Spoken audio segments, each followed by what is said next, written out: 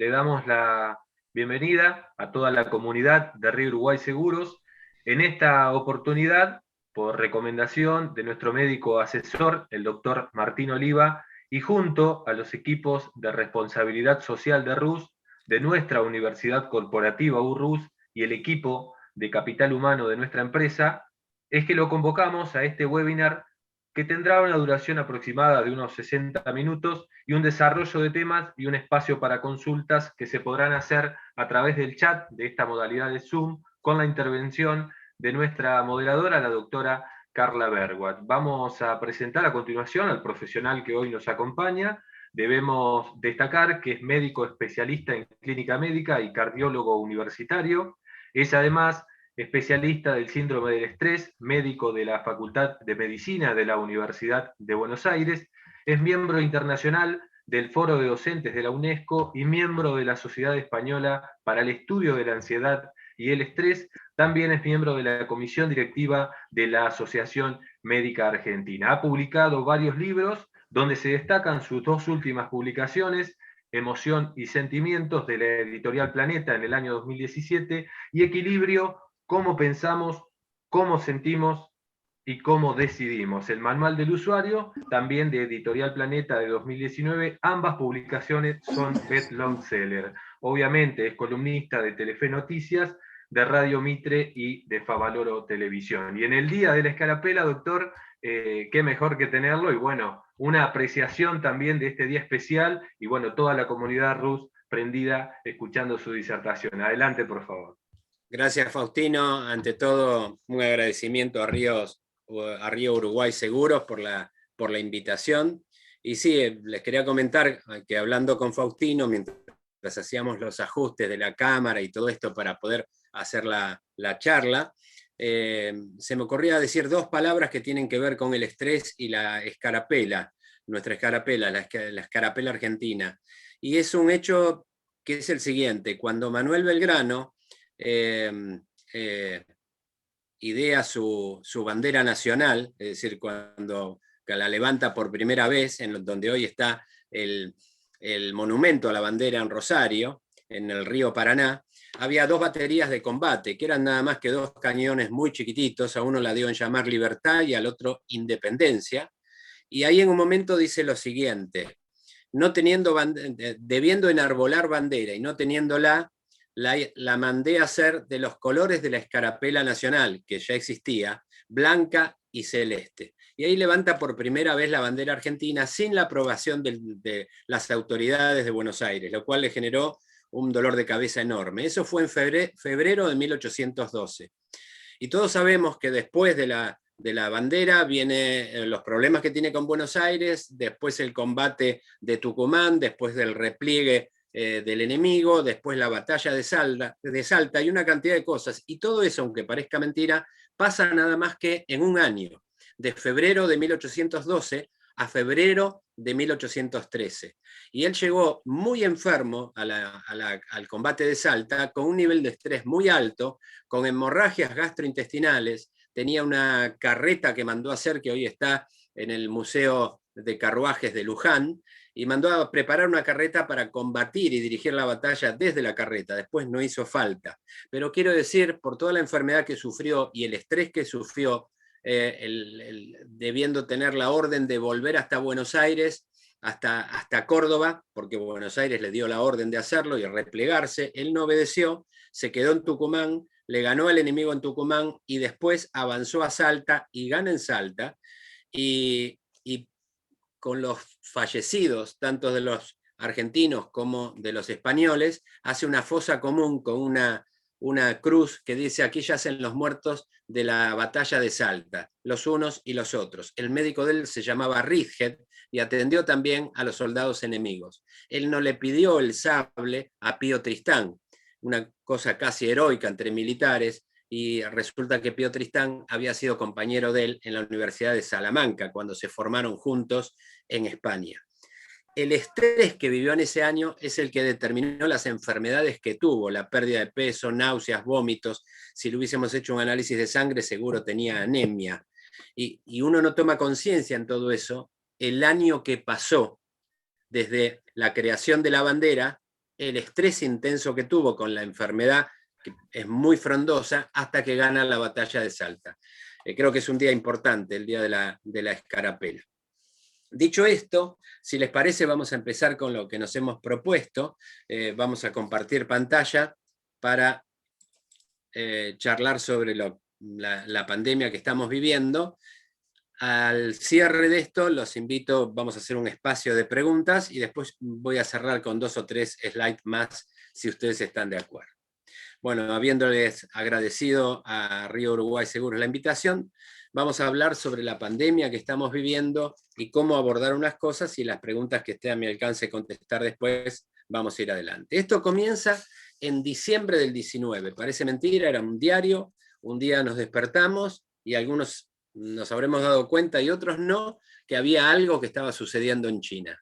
En nada más, esto fue en diciembre del 19, el 11 de enero de 2020 ya teníamos secuenciado el virus y ya se repartió una semana después la secuencia, las características del virus a todos los laboratorios que puedan fabricar vacunas del mundo. Y en 10 meses tuvimos la vacuna. Fue una cosa verdaderamente sorprendente que se haya desarrollado las vacunas que hoy tenemos, más 36 vacunas más que están en desarrollo en fase 3 en este momento, y esto fue nada más que en 10 meses, y ya en Argentina tenemos vacunas, como en distintas partes del mundo. Verdaderamente una epopeya. Pero lo impresionante es lo rápido que evolucionó esto. Vamos a hacer un muy breve repaso, pero con algunas pinceladas especiales respecto a la sintomatología de esta enfermedad. La primera que tenemos que decir es que lo más frecuente, el 85% de los infectados, no tiene síntomas. Es decir, es una enfermedad asintomática en la mayoría de las veces. Pero el 15% de los que quedan sí son sintomáticos, el 10% son leves o moderados y el 5% requieren internación en terapia intensiva, y de ese 5%, un 2% aproximadamente requieren intubación. Y la mortalidad en intubación lamentablemente es muy alta, es alrededor del 50%. La letalidad de esta enfermedad es que de cada 100 personas que enferman, es decir, que tienen síntomas, fallecen 2.37 personas, es decir, más de 2 personas cada 100. Esa es la enfermedad que en este momento nos hace sufrir tanto a nosotros y a todo el mundo. Fiebre. Fiebre, en realidad consideramos ahí, dice 37. 37 puede ser una temperatura normal, febrícula 37,3, 37,4, pero es muy claro cuando pasa a los 37,5. Es uno de los síntomas cardinales y uno de los síntomas que indican inflamación más importante. No quiere decir que siempre esté, pero a los médicos nos sirve mucho para ver la evolución, porque verdaderamente la fiebre es un verdadero marcador biológico de infección, de inflamación. Después los síntomas que se le ocurran: dolores de garganta, dolor de cabeza. ¿Por qué dolor de cabeza? Porque este virus compromete las células nerviosas, así como se pierde el olfato. ¿Y por qué se pierde el olfato? Porque se lesionan las células del sistema nervioso central. No es simplemente como en un resfrío, donde uno puede perder el olfato, o en una sinusitis, o en una gripe, simplemente porque las fosas nasales están tapadas, sino que lo que acá sucede es que el virus altera el sistema nervioso central, donde están todas las áreas biológicas que recepcionan los olores. De ese mismo modo, se altera también el gusto. También porque se altera el gusto en el sistema nervioso central, y también porque el gusto es en parte el olfato. Cualquier persona que tenga la nariz tapada también pierde el gusto, porque el gusto está constituido en un 80% por el olfato. Si ustedes toman, por ejemplo, no sé, una cucharita, algo muy chiquitito de cacao o canela o algo, y se lo ponen a alguien que tenga los ojos cerrados en la lengua, le va a decir qué es, el gusto que tiene. Y si a esa misma persona vuelven a hacer el ensayo, pero le tapan la nariz, la persona no va a saber qué es lo que está, el gusto de lo que tiene en la lengua. ¿Por qué? Porque el olfato es esencial. Una cosa respecto al olfato. Aproximadamente el 10% de las personas pierden el olfato, no más del 10%. Pero cuando hay pérdida de olfato, lo más probable es que sea COVID. A su vez, los que pierden el olfato, la mayoría lo recuperan rápidamente, pero otros lleva bastante tiempo. A su vez, el alta se da a los pacientes cuando no tienen síntomas. Por ejemplo, una persona que se enferma, que tiene pocos síntomas, y se enferma un lunes, 10 días después, cuando pasa 10 días, si de esos 10 días, los últimos 3 días, no tiene síntomas, ya está de alta, excepto, ya está de alta si no tiene ningún síntoma, pero le podemos permitir que tenga como síntoma la pérdida de olfato, que se llama anosmia, por más tiempo. Pero en realidad una persona que después de 10 días de evolución, los últimos 3 días no tiene síntomas, ya tiene alta epidemiológica. Es una persona que se curó y que no infecta. El dolor de cabeza tiene que ver también con la infección, porque se producen alteraciones neurológicas, es decir, hay compromiso directo del cerebro, por eso produce dolor. Es sorprendente, pero el virus ataca el sistema nervioso central y eso tiene mucho que ver con lo que habrán escuchado como síndrome de COVID prolongado muchas veces, que incluye alteraciones neurológicas, o lo que se llama niebla mental, que es la alteración de la función neurológica por la infección directa del virus. Bueno, dificultad respiratoria, dolor torácico, síntomas digestivos, dolores articulares, pérdida de fuerza, cambios de color en la piel, síntomas gripales o pseudogripales. Los síntomas son verdaderamente polimorfos y seguimos aprendiendo cuando un síntoma nos permite seguir la evolución clínica del paciente. Los cuidados que tenemos que tener son los que todos conocen. Yo no me voy a detener particularmente en esto, pero pues no quiero robarles el tiempo con algo que hoy ya es conocido. Pero quiero agregar algo que se publicó en The Lancet hace hoy, creo que unas 3 semanas como mucho, tal vez 4, y es que se ha probado algo que intuíamos, y que es que en un lugar cerrado las partículas virales se mantienen en las microgotas entre 2 y más horas flotando en el aire.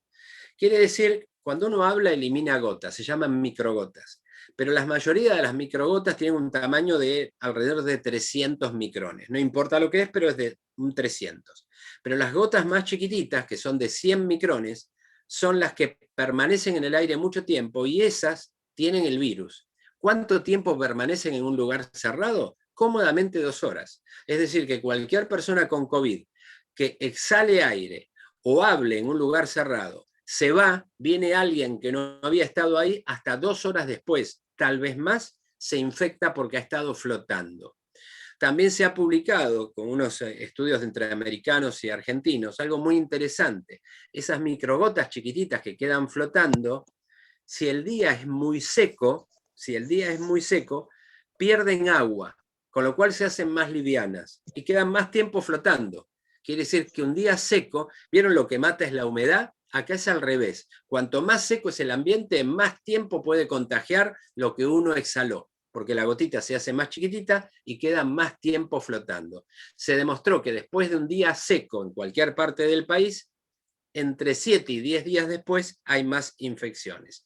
Así que lo más importante hoy por hoy, obviamente el uso del barbijo es esencial, esto está claro, lavado de manos, no perdemos tiempo en esto, pero sí les quiero decir que el lugar cerrado es la mejor condición posible para infectarse. Virus y anticuerpos. ¿Qué pasaba cuando, recuerdan esa foto de Wuhan, provincia de Hubei, en China, en el 2019? ¿Qué pasó? Apareció un virus nuevo, y no existía ni un solo anticuerpo contra ese virus en el planeta Tierra.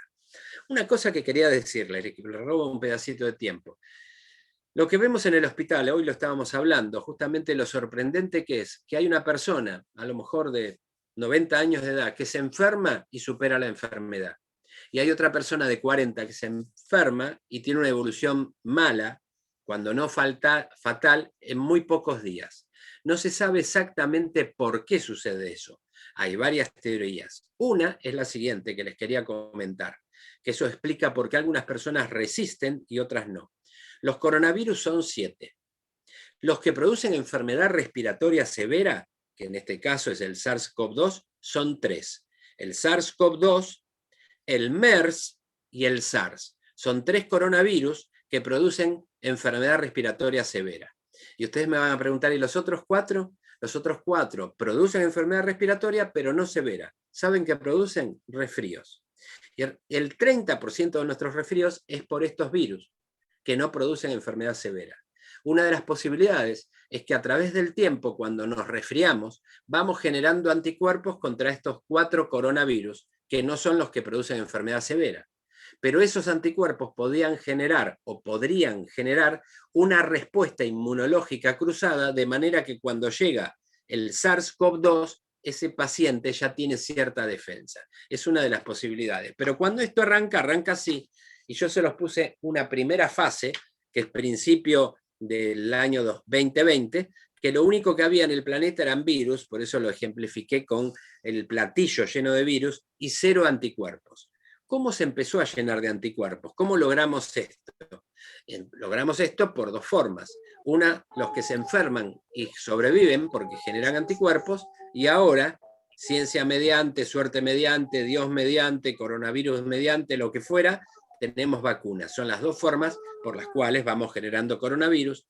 Y hoy, algo que es trascendente es que en algunos lugares del mundo ya hay más anticuerpos que virus. Caso Israel, está saliendo Inglaterra, está saliendo Estados Unidos, está en mejor condición Alemania, está saliendo España, está saliendo Italia. Por lugares ya vamos a ver localidades, regiones o áreas geográficas donde, a la inversa de lo que sucedía al comienzo de esto, que predominaba lo que está en rojo, que es el virus, lo que fue sucediendo con el tiempo, por enfermedad y ahora por vacuna, es que empiezan a haber más anticuerpos que virus dando vuelta. Tratamientos. Tratamientos, en realidad hoy sabemos muchas cosas. No tenemos la medicación efectiva, que uno diga voy a usar este medicamento y funciona del mismo modo que una amoxicilina funciona con una faringitis, o que la rifampicina, el etambutol, la isoniazida funcionan para la tuberculosis. No hay un medicamento específico, ni un antibiótico, pero la verdad que mejoramos muchísimo en medicación. La aplicación de saber cuándo internar y cuándo no, cuándo internar en terapia y cuándo no, cuándo intubar y cuándo no, cuáles son los mecanismos farmacológicos y de ayuda que están alrededor del paciente, la utilización de dexametasona, anticuerpos monoclonales, plasma, suero equino hiperinmune. Vamos aprendiendo una cantidad de cosas que hace que hoy, si yo me enfermo, tenga más posibilidad de sobrevivir que a esta misma altura el año pasado, porque sabemos más. Y las vacunas, bueno, después podemos ver algunas cosas si es que hay preguntas, pero la frontera final indudablemente son las vacunas. A mí me gusta presentar esta problemática de coronavirus con una metáfora de las 4 patas de la mesa. ¿De qué depende el destino de la pandemia en nuestro país y en todo el mundo? De 4 líneas fundamentales. La primera, la conducta individual, que esto es cuánto nos cuidemos individualmente. La segunda es de las restricciones a la circulación, que inexorablemente tienen que existir, acá o en cualquier parte del mundo. Lo que sí, y ya hemos aprendido, hay que aplicarlos de modo inteligente y limitado en tiempo y por sectores. La primera pata, entonces, la conducta individual. La segunda pata de esa mesa, metafóricamente hablando, son las restricciones a la circulación, cosa que estos días probablemente tengamos alguna novedad. Y la tercera fase es los testeos. Esencial tener muchos testeos para encontrar las personas enfermas y aislarlas. Curarlas y evitar que contagien, los testeos es central. Y la cuarta pata central, que es la frontera final, que es la vacunación. Dicho esto, nosotros vamos a lograr esa llamada inmunidad de rebaño cuando en una población gran cantidad de gente está cubierta por una inmunización activa. ¿Cómo logramos nosotros anticuerpos? A través de la inmunización activa. ¿Cuándo logro anticuerpos? Cuando me enfermo, supero la enfermedad y fabrico anticuerpos. Eso es inmunización activa. O cuando no me enfermo, pero me aplican la vacuna y se produce una hipótesis de guerra en mi organismo y el cuerpo, el sistema inmunológico, fabrica anticuerpos. La otra forma es la inmunidad pasiva, que es cuando el paciente se infecta, tiene la enfermedad y podemos darle los anticuerpos ya empaquetados, ya preparados. ¿Y eso cómo se hace? Por aplicación de plasma, que es todo un capítulo. no siempre tiene indicación, no siempre es efectivo, y el suero hiperinmune, que es suero equino de caballo, que tiene gran cantidad de anticuerpos que se fabrica específicamente para esto. Pero esto es la frontera final, lo que vemos arriba, la inmunización activa a través de la vacunación. Y ahora vamos, dicho esto, si les parece, vamos a empezar con lo que es el estrés y el estrés psicosocial. Es decir, quizás nos vamos a apartar de la biología o directamente de la infectología o de la epidemiología para abordar cómo llevamos nosotros nuestro estrés respecto a esto. El estrés es una relación entre las amenazas y nuestra capacidad de resistencia. Cuando me gusta ejemplificar con una balanza, que es el estrés. El estrés se produce cuando las cargas que llevo son mayores a mi capacidad de resistencia. En ese caso, cuando ese desequilibrio entre cargas y resistencia se produce, uno sufre. Y ese sufrimiento, biológica y psicológicamente hablando, se llama estrés y condiciona claramente enfermedad. Ahora también es cierto que hay una variable del estrés, que es un fenómeno individual, pero el estrés como fenómeno individual, pero hay una variable que se llama, en nuestra área de trabajo, en el hospital, en medicina del estrés psicosocial. ¿Qué es el estrés psicosocial? El estrés que por una situación local o regional alcanza a todas las personas. Por ejemplo, crisis económica 2001-2002, donde vimos gran cantidad de personas enfermas, que tenían problemas cardiológicos, que se internaban o fallecimientos por una crisis económica, o como puede pasar en catástrofes naturales, tsunamis, o catástrofes no naturales, Chernobyl, Fukushima, es decir, en la Twin Towers, la caída de las Torres Gemelas, en Manhattan aumentaron la cantidad de infartos por estrés psicosocial. Esta situación de estrés psicosocial es mundial y nunca sucedió algo parecido, ni en la Segunda Guerra Mundial, porque en la Segunda Guerra Mundial parte del mundo estaba alejado, la mayor parte de Latinoamérica, por ejemplo.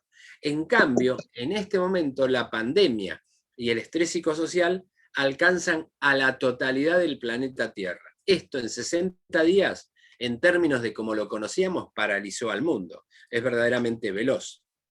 Y acá es donde decimos que la definición más simple de estrés es que podemos decir cuando las cargas superan nuestra capacidad de resistencia, que es lo que recién les decía en relación a el efecto, digamos, la metáfora de la balanza, ¿no? Por eso digo que cuando las cargas superan nuestra capacidad de resistencia, sufrimos. Y en ese sufrimiento se producen alteraciones cardiológicas, inmunológicas, respiratorias, digestivas, alteraciones del sueño, cambios de carácter, humor. Y acá lo tenemos, la balanza que les decía. Se produce estrés o sufrimiento cuando las cargas superan mi capacidad de resistencia. Me gusta mucho relacionar la palabra estrés a la palabra sufrimiento. ¿Y saben por qué? Por lo siguiente, miren.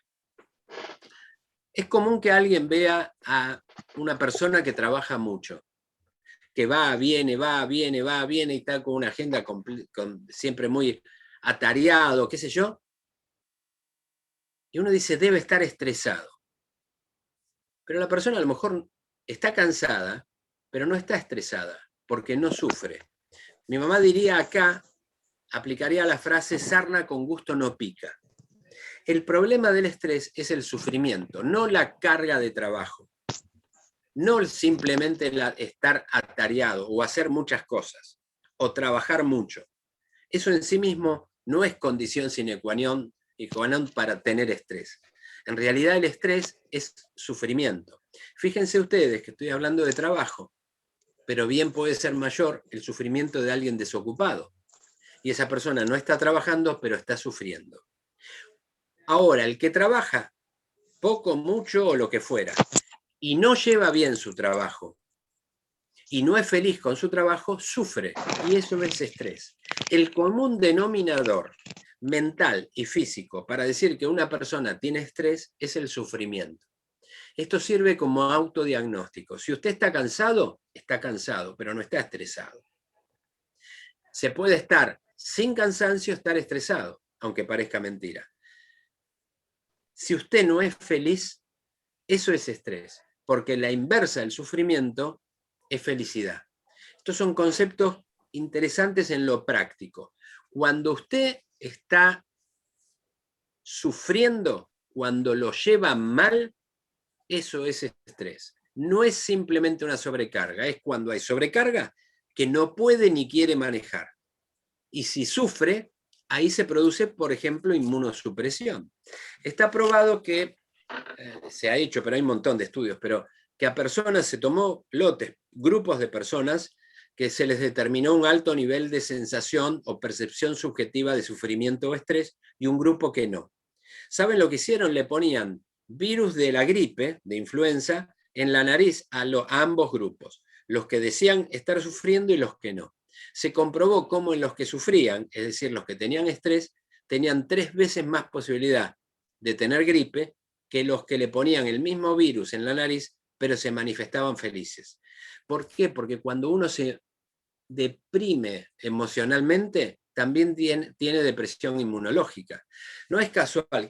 Varios de ustedes posiblemente tengan herpes y les aparece ese herpes todos los años. Y si se ponen a pensar, y ya seguro que muchos dirían sí, si estuviésemos en un auditorio real y no virtual, ese herpes vuelve a aparecer cuando uno se deprime emocionalmente, cuando está con estrés, cuando está con sufrimiento, cuando está con exceso de cansancio que genera sufrimiento, le aparece el herpes de siempre. ¿Por qué? Porque se inmunodeprime. Y el virus que estaba por ahí guardado emerge. Dicho esto, vamos a pasar a lo que se llama cadena del estrés. ¿Qué es la cadena del estrés? Es una metáfora de la secuencia evolutiva, esto, digamos, lo usamos en docencia, en el hospital, en el grupo interno y en las clases que damos a los estudiantes. Hay una secuencia de aparición de estrés. La primera de esas secuencias es la percepción. Mire, hay un dicho que dice, que sostenemos siempre en estrés, que es que no importa lo que sucede, sino lo que yo creo que sucede. En términos generales, podría ser filosófico, pero la realidad es que la realidad no existe. La realidad es la interpretación de los hechos desde nuestros propios procesos psíquicos. La misma realidad no es la misma cuestión para Pedro, Juan, María o Rosana. No es igual. ¿Por qué? Porque uno interpreta la realidad a través de sus propios procesos psíquicos, tanto cognitivos como emocionales. Si yo percibo una circunstancia estresante, empiezo a desarrollar la situación de estrés. Esta no es una definición simplemente académica, es una definición práctica, porque en manejo del estrés, cuando uno aprende a manejar sus percepciones y darle el valor que corresponde para cada percepción, uno puede disminuir su nivel de estrés. El estrés comienza con la percepción de un estresor. ¿Y qué es un estresor? Un estresor es aquella circunstancia que puede ser externa, laboral, familiar, psicosocial, interhumana, o interna, emocional, una fantasía, lo que fuera, mentalmente, que resulte amenazante a nuestro equilibrio mental y psíquico y emocional. Por eso es muy importante, todo un capítulo de manejo del estrés es el manejo de las percepciones, que después vamos a ver algunas cositas. Si yo percibo cierto nivel de amenaza y percibo estresores, inicio mi secuencia de cadena del estrés, como ahí dice, y el segundo eslabón es la aparición de conductas y hábitos, que uno debe aprender a reconocer. Cuando cada uno de nosotros nos comenzamos a estresar, modificamos nuestras conductas y nuestros hábitos. Por ejemplo, las personas que fuman, cuando inician esta secuencia de estrés y perciben estresores y empiezan a sufrir, tienen conductas compulsivas que no sustituyen ese nivel de ansiedad. Por ejemplo, el que fuma, fuma más. El que toma alcohol, toma más alcohol. El que come va a abrir más veces la heladera. El que tiene mal carácter se va a manifestar con peor carácter todavía. Y así sucesivamente. Es decir, cambian de conductas y hábitos. Cuando aprendemos a manejar el estrés, sabemos cuáles son nuestras conductas y nuestros hábitos y tomamos conciencia que cuando empezamos a desarrollarlos es porque consciente o inconscientemente me estoy estresando. Si no corregí el nivel de estrés en esta altura, en el eslabón 2, es probable que llegue al eslabón 3, que es la aparición de síntomas físicos y psicológicos. Dolor de cabeza, dolor de columna, contracturas musculares, alteraciones digestivas, palpitaciones, caída de cabello, sequedad de piel, un sinnúmero de dolores musculares o artromiálgicos, alteraciones en el ritmo del sueño, infinidad de variables desde el punto de vista físico y también emocionales, ansiedad, depresión, tristeza, disminución de la capacidad de concentración, disminución de la capacidad ejecutiva de las acciones neurológicas, dificultad para la toma de decisiones, es decir, la afectación del mundo cognitivo y emocional. Si no logro manejar el estrés en este tercer eslabón, voy a inexorablemente, esto puede pasar en pocos días, semanas, meses o años, no lo sé, depende del caso, vamos a llegar al cuarto eslabón, que es la enfermedad. ¿Y cuál es la enfermedad? Y depende de cada uno. Por ejemplo, quien haya tenido acidez gástrica como síntoma, es probable que como enfermedad desarrolle úlcera gastroduodenal o gastritis erosiva o úlcera duodenal o úlcera gástrica o reflujo gastroesofágico o lo que fuera. Quien haya tenido palpitaciones posiblemente tenga arritmia cardíaca. Depende cuál haya sido. Las personas no se enferman de lo que quieren, sino de lo que están predispuestas a enfermarse. Pero lo que es cierto es que una persona con estrés, tarde o temprano se enferma, porque el estrés tiene carga hipotecaria. El cuerpo es muy noble y te aguanta mucho tiempo, pero en un momento esa carga hipotecaria se paga, se salda con salud. Pero como el cuerpo es noble, aguanta mucho tiempo, hasta que, como toda curva biológica, se rompe y aparece la enfermedad. Dicho esto, vuelvo a ¿qué es lo que vimos hasta acá si es que logré transmitir lo que quiero? Primero hicimos una introducción a cómo era la evolución y la aparición en nuestro medio del coronavirus, es decir, el COVID que estamos viviendo y la pandemia. Después hablamos de la sintomatología, después definimos qué es el estrés, definimos qué es el estrés psicosocial y fuimos a hablar de la llamada cadena del estrés que comienza con las percepciones. Y dijimos que se producía estrés cuando las cargas, la mochila que llevo, tiene más peso del que puedo resistir, con lo cual sufro. Si usted quiere saber si tiene estrés, la primera pregunta, aunque no se hagan estudios, es si usted está sufriendo. Toda persona sufriente es sinónimo de estrés, básicamente. Ahora bien, ante esta coyuntura en la que estamos, ¿podemos hacer algo para estar mejor? Claramente sí. Es el adecuado manejo del estrés. Y que en esta condición tiene mucho que ver con las relaciones interhumanas, pero muchísimo que ver con las relaciones interhumanas. Por eso quería a mí me apasiona este tema, es lo que hacemos en el hospital, en este momento obviamente por vía online, por vía virtual, pero me apasiona esto porque siempre decimos en el servicio a todos los profesionales que en estrés los otros somos nosotros. Porque claro, si yo actúo en el hospital como cardiólogo, es muy probable que un paciente que yo atienda y tenga un problema cardiológico sea un paciente que tiene una enfermedad o una susceptibilidad que yo no tengo. Un gastroenterólogo del hospital es probable que atienda a un paciente con hepatitis, es una hepatitis que él no tiene. Y así pasa con todas las especialidades clínicas. Sin embargo, en estrés todos somos pacientes. Es decir, a todos nos alcanza el estrés. Entonces, los primeros beneficiados cuando se desarrolla un programa de manejo del estrés, como tenemos en el Hospital Central Municipal de San Isidro, somos nosotros mismos, porque aprendemos a gestionar la realidad. Y es una cuestión que tiene que ver, en última instancia, con la frontera final, que es con la filosofía con la cual encaramos la vida. Un tema lindo, un tema fascinante, me parece de interés. Nosotros dividimos en nuestro hospital el síndrome del estrés en un diagnóstico, que es la fase de ese edificio griego, si queremos representarlo, con 3 columnas: un área médica, un área conductual y un área filosófica de tratamiento.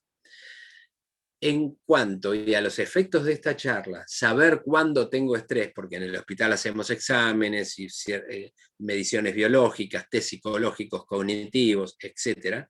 Pero quiero transmitir que cuando usted sufre, eso ya puede ser un autodiagnóstico de estrés. El abordaje médico tiene determinadas características que no vamos a abordar, el conductual psicológico también, pero lo que vamos a seguir son algunas pinceladas psicológicas, emocionales o filosóficas en el abordaje del estrés. Miren,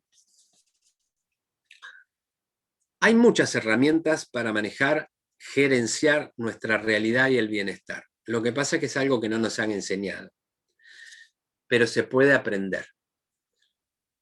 En nuestro hospital tenemos talleres para alguna de estas herramientas.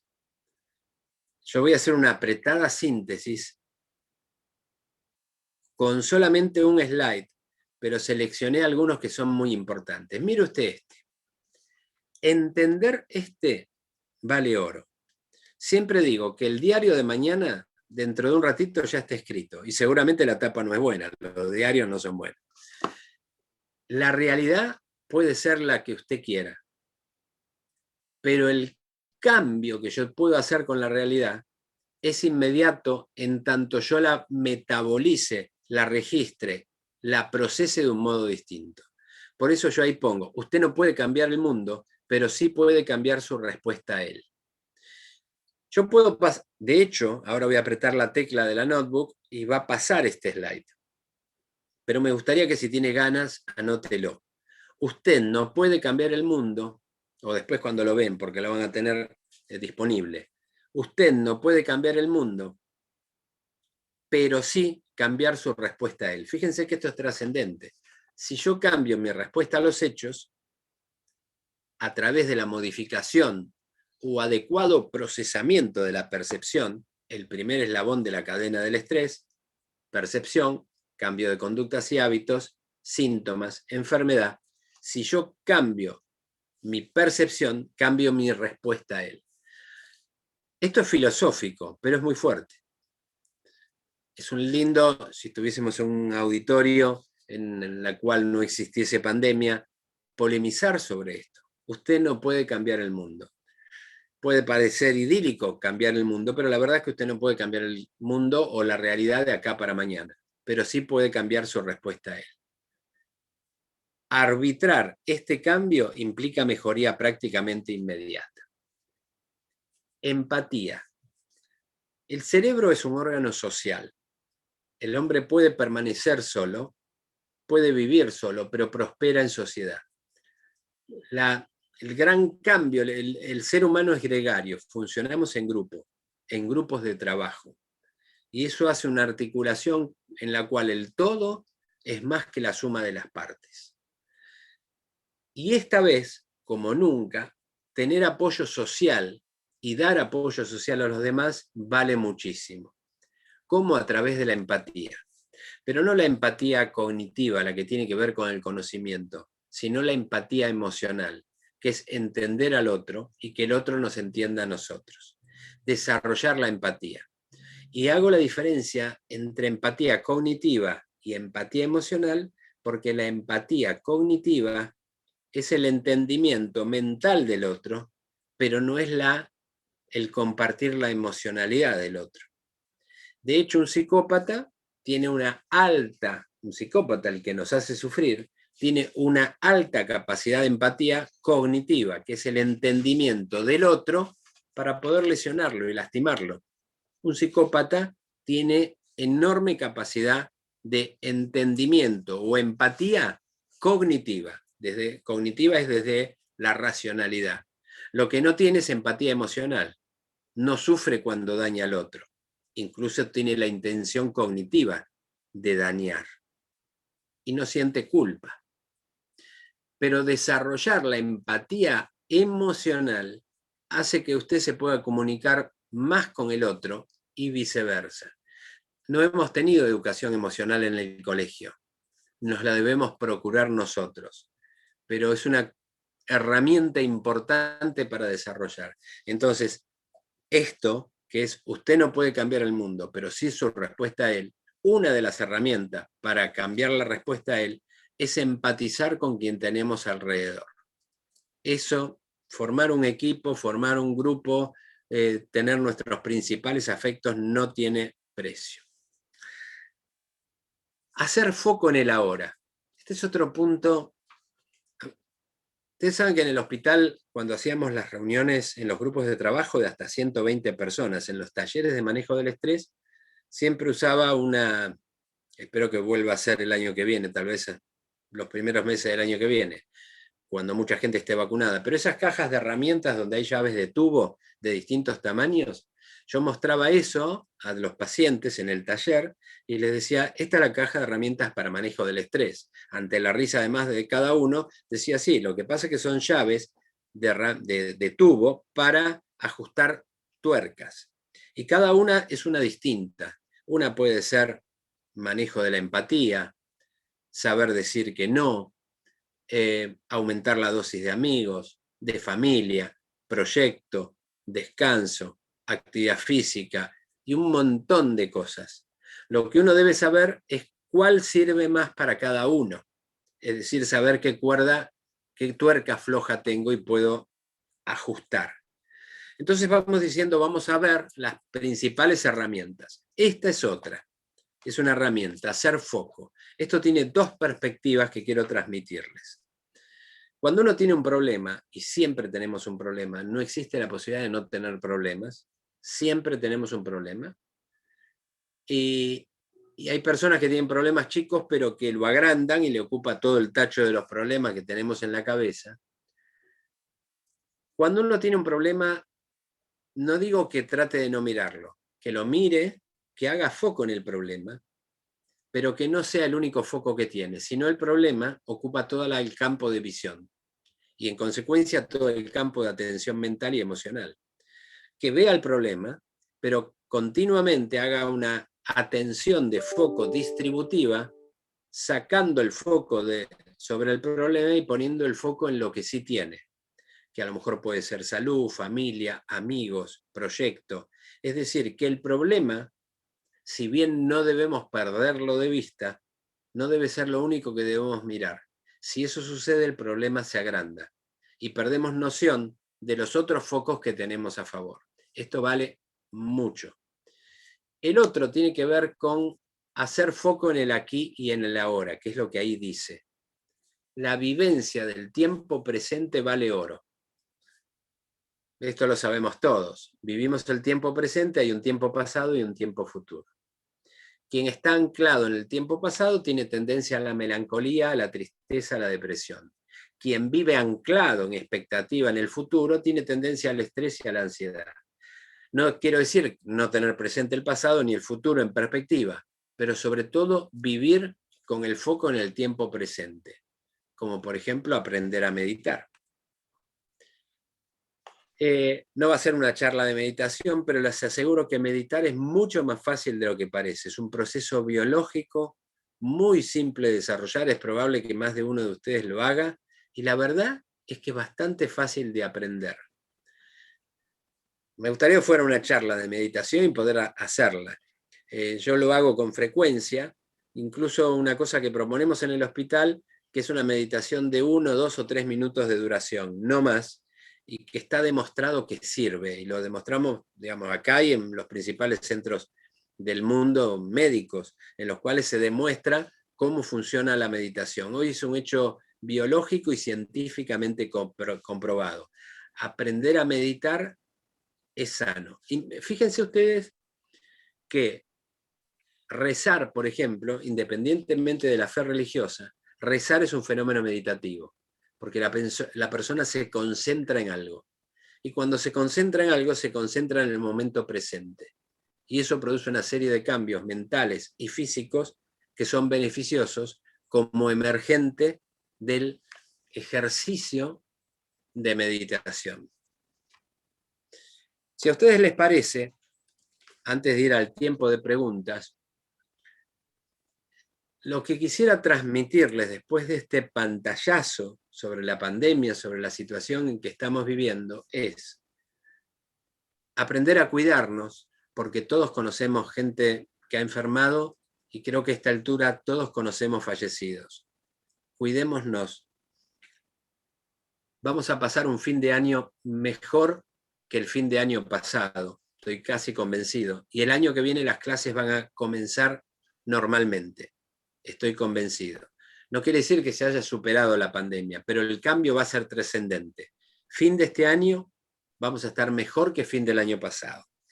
Y el año que viene las clases van a empezar normalmente, o sea que vamos a estar mejor que este año. Van a seguir existiendo cosas, pero básicamente lo peor viene en los próximos 90 o 100 días. Cuídese mucho en estos 90, 100 días. Se haya vacunado o no, cuídese mucho. Y sepa que hay herramientas para sobrellevar esto lo mejor posible.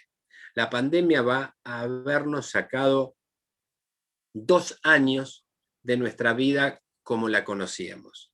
Pero también es cierto que podemos aprender y desarrollar herramientas para salir de esta pandemia con algún haber, alguna capacidad que antes no teníamos. Y sé de mucha gente que eso les pasa, entre ellos yo mismo. Esto es lo que quería enfatizar. Ahora vamos a hacer un instante de preguntas, si puedo contestar alguna de ellas, y después voy a hacer un breve cierre de unos minutos, si les parece bien, y esto lo dimos en llamar tiempo para diálogo. Así que si les parece... Buenas tardes, doctor. Un placer. Hola, buenas tardes. ¿Carla? Mi nombre es Carla Berwer, soy médica auditora de Río Uruguay Seguros.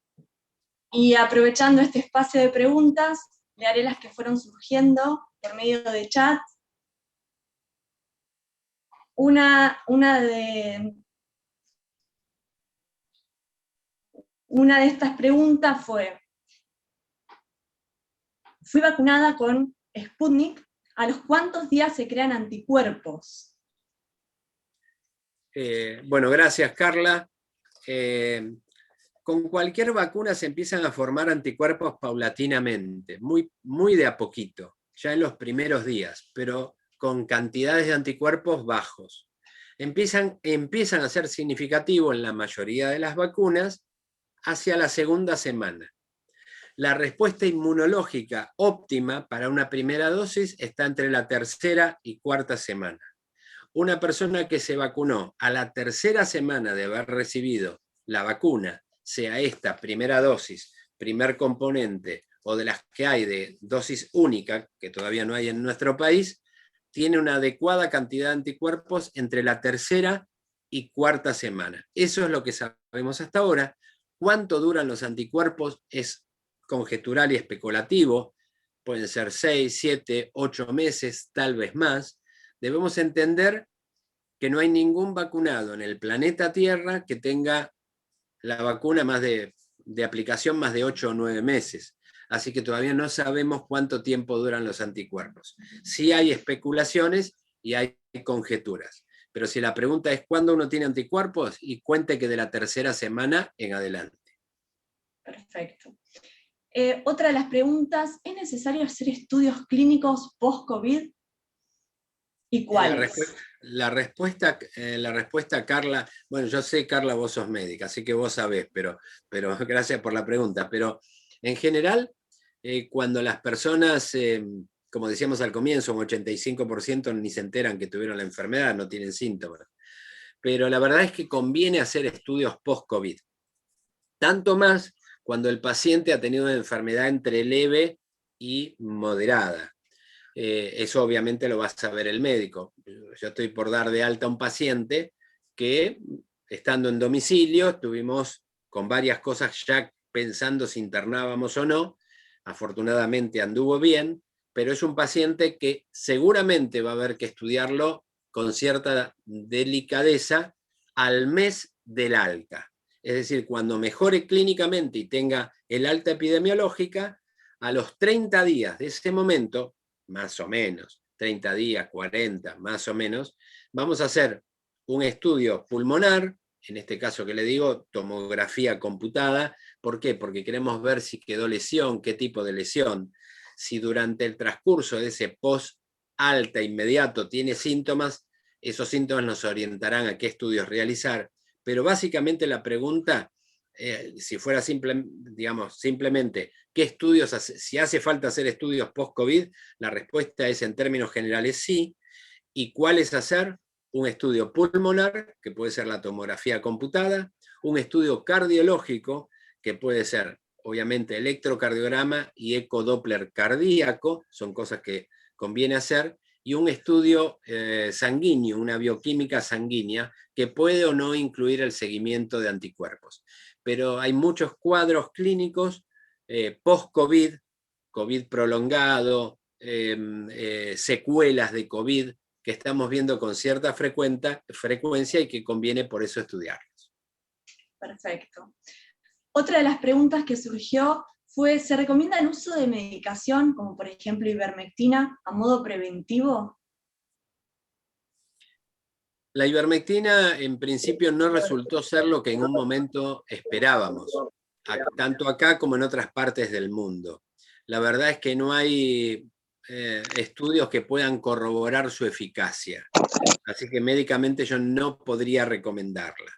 La que parece que funciona más, que hay elementos para suponer que funcionan, también falta tiempo, pero habría más elementos de juicio como medicación preventiva, es la carragenina. La carragenina es una sustancia que se usa en nutrición, en alimentación, y que deriva de algas marinas, y que viene en ciertos aerosoles, spray nasales, que permiten, por un fenómeno eléctrico, por una cosa de electricidad estática muy chiquitita, que permitiría que en las fosas nasales pueda impedir que ingrese el virus. Se llama carragenina, eso lo pueden consultar con el médico, y viene en formas de spray nasal. Es lo único que diríamos que lo verdaderamente preventivo, pero por inmensamente lejos, son los cuidados personales, comenzando por el barbijo y evitar los lugares cerrados. Lo demás no hay nada concluyente. Totalmente. Y ahora se viene el invierno, así que tenemos una pregunta para este momento que está buena, es ¿cómo diferenciamos un resfriado común de síntomas de COVID? Si bien usted lo mencionó al principio, pero es una duda que surge a continuación, reiteradas veces. Bueno, en realidad no se puede, porque el COVID tiene todo un espectro, Carla, los que nos están escuchando, pero vos, Carla, lo sabés también como yo, tiene todo un espectro sintomático que va desde dónde. Dijimos que de los que se contagian, el 85% no tienen enfermedad, es decir, que tienen 0 síntomas. Pero también una persona puede contagiarse y tener todos los síntomas que antes habíamos visto, algunos de los que no habíamos visto, y puede morir. Quiere decir que la escala o la potencialidad de síntomas va de casi nada a casi todo. Con lo cual, ¿podría algo que se parece a un resfrío ser COVID? La respuesta es sí. La verdad, hoy nos encontramos con esa realidad. Por supuesto que hay cuadros sintomatológicos que a uno le hacen sospechar COVID. Uno ya esbocé en la charla, no sé en qué momento, pero si una persona empieza con un cuadro de vías aéreas superiores, parecido a una gripe, y pierde el olfato, y yo te diría que es COVID hasta que se demuestre lo contrario. Pero cualquier síntoma de vías aéreas superiores puede ser COVID. Para complejizar un poquito esto, muchos síntomas no respiratorios pueden ser COVID, como por ejemplo episodios gastrointestinales pueden ser COVID, sobre todo en chicos. Así que se nos viene un invierno difícil para el diagnóstico diferencial, porque este invierno, a diferencia del anterior, sí vamos a tener enfermedades respiratorias que teníamos en todos los años. Fíjense ustedes, el año pasado tuvimos COVID, pero casi no tuvimos gripes. Casi no tuvimos bronquiolitis en chicos, casi no tuvimos sinusitis, casi no tuvimos faringitis. ¿Por qué? porque nos aislamos tanto el año pasado, por temor, por lo que fuera, y fue correcto, así la enfermedad no, pero nos aislamos tanto que hubo poca posibilidad de infección los unos con los otros. Este año seguramente, y ya lo empezamos a ver en la asistencia hospitalaria o privada, van a aparecer más de un resfrío, gripe o bronquiolitis, es decir, enfermedades de vías aéreas superiores que van a obligar a que el médico haga diagnóstico diferencial con un hisopado para saber si es COVID o no lo es. Pero este año vamos a tener que convivir con sintomatologías compatibles de COVID y algunas de ellas, o muchas tal vez, no lo sé, no sean de COVID. Pero no hay forma de diferenciar, que era la pregunta inicial, un resfrío de COVID, porque uno podría tener una rinitis, el nombre técnico del resfrío es rinitis, uno podría tener una rinitis por COVID, o una gripe por COVID, o algo más serio por COVID. Perfecto. Y una de las últimas, con respecto a las vacunas, ¿qué debemos tener en cuenta al momento de vacunarnos? El intervalo de tiempo entre las dosis y si todas son efectivas. Hasta acá el tema es largo, pero en nuestro país en este momento tenemos la Sinopharm, la Sputnik y tenemos la de AstraZeneca o la versión Covishield, que es igual que la de AstraZeneca, pero fabricada en India. Son 3 distintas, de modalidades distintas, y todas generan anticuerpos con determinado grado de eficacia. En realidad, uno debiera aplicar la segunda dosis, como en el caso de Sinopharm o como en el caso de AstraZeneca, como indican los manuales. Sin embargo, se ha visto que, por ejemplo, en AstraZeneca se puede aplicar hasta 12 semanas después y genera mejor cantidad de anticuerpos cuando está separado la segunda dosis con 12 semanas después. No está bien determinado en el caso de Sputnik, y Sinopharm debiera ser entre la tercera y cuarta semana. La que podemos ver en nuestro medio es que las personas que recibieron Sinopharm ya las están citando para la segunda dosis. La pregunta es por qué dar Sinopharm segunda dosis y todavía no se está dando el segundo componente de Sputnik. O con AstraZeneca, ¿por qué no se está dando tan rápidamente como Sinopharm? La respuesta es quizás no tan médica, y es que el convenio y el contrato con la empresa Sinopharm de China incluye por cláusula la utilización de la segunda dosis dentro de la tercera a cuarta semana. Porque ellos consideran que si no, el resultado no sería suficientemente bueno, aunque todavía no terminaron la fase 3, pero comprometería el prestigio o la calidad del fármaco.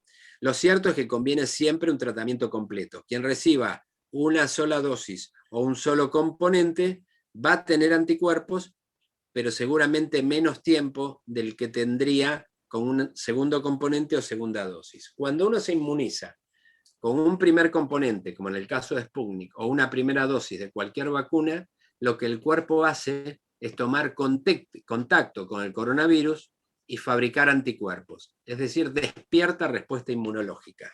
Y lo que sucede en la segunda dosis es aumentar un poco la cantidad de fabricación de anticuerpos, pero por sobre todo la memoria inmunológica, para que la cantidad de anticuerpos dure más tiempo. ¿Cuánto tiempo? No se sabe con precisión todavía, porque esto es muy fresquito. Muy bien. Bueno, doctor, fue un placer escucharlo. En nombre de toda la comunidad RUS le envío el agradecimiento. Y si usted desea hacer el cierre de la charla, lo escuchamos. Sí, yo decía en un momento, Carla, y me gustaría transmitir, ¿se acuerdan cuando en un ratito antes decía que creo que vamos a tener un fin de año mejor que el anterior y un marzo prácticamente normal? Eso creo que a todos, a mí por lo menos, me ayuda a dar previsibilidad. Porque cuando uno no tiene previsibilidad, tiene una tríada emocional que es temor, duda e incertidumbre. A mí saber que lo más difícil son los 3 meses que vienen, es decir, pasar el invierno, lo que alguna vez fue una frase económica y hoy creo que es una frase infectológica, pandémica, epidemiológica. Hay que pasar el invierno, esta es una realidad. Me ayuda a pensar que cuidarse esos 90 días, 100 días, 120 días, y saber que vamos a llegar a un fin de año mejor y un año que viene mejor. Eso me da expectativa y también me impulsa a desarrollar algo que es extraordinario, que es la paciencia, porque la paciencia disminuye la tensión emocional del momento. Yo, para hacer un cierre, Carla, quisiera pasar algunos slides, que es lo que yo preveo que va a suceder, como para darle cierre a esto, sobre todo enfatizando este aspecto de que nos cuidemos todo el tiempo, pero fundamentalmente estos próximos meses. El futuro creo que está asegurado, al virus le ganamos, el término es el costo y el hecho de que nosotros no estemos en ese costo. Y la paciencia juega un rol fundamental, con lo cual yo diría que quisiera hacer un muy breve repaso de lo que estamos viviendo. Y me parece fundamental cuando el director de la Organización Mundial de la Salud, esta es una foto histórica, va a quedar en todos los manuales, donde se declaró a la pandemia de coronavirus 2020. Fue un momento trascendente.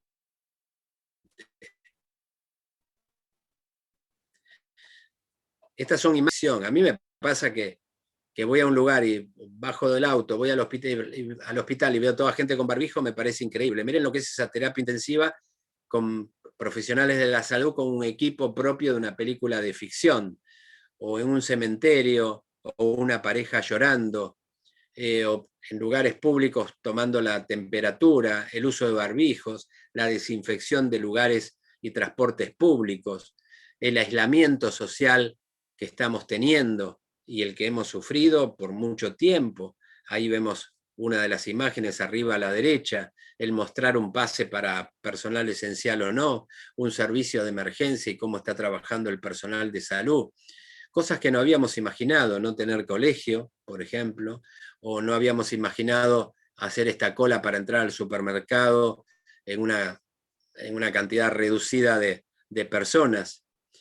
Yo creo que San Martín, y ninguno de nosotros, por supuesto, pudo haber imaginado que los granaderos iban a tener que enfrentar no solamente con la cordillera de los Andes y el enemigo, sino que también con el coronavirus. Esta es una imagen verdaderamente surrealista. Esta imagen es muy fuerte, ver granaderos con barbijo.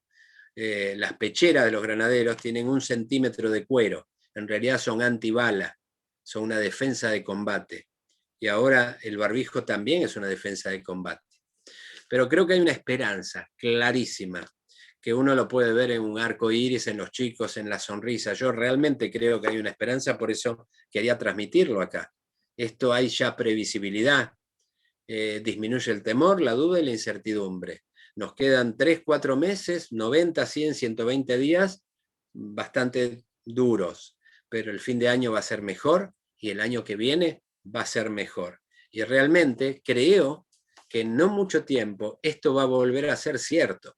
Cuando en la avenida Corrientes podíamos ir a comer pizza, esa pizzería Guerrín, que yo fui tantas veces, donde la pizza es así, con mucha grasa para aumentar el colesterol, pero que era más sana que no ir, porque uno no puede ir por coronavirus. Esta imagen yo creo que va a volver en relativamente poco tiempo, no digo que a fin de año, ni en marzo del año que viene, pero sí el año que viene. Creo que si tenemos suerte y no aparecen variantes que puedan ser resistentes, creo que no las va a haber si tenemos suerte, si se vacuna rápidamente a los países donde se fabrican variantes, que son aquellos donde hay gran cantidad de contagios.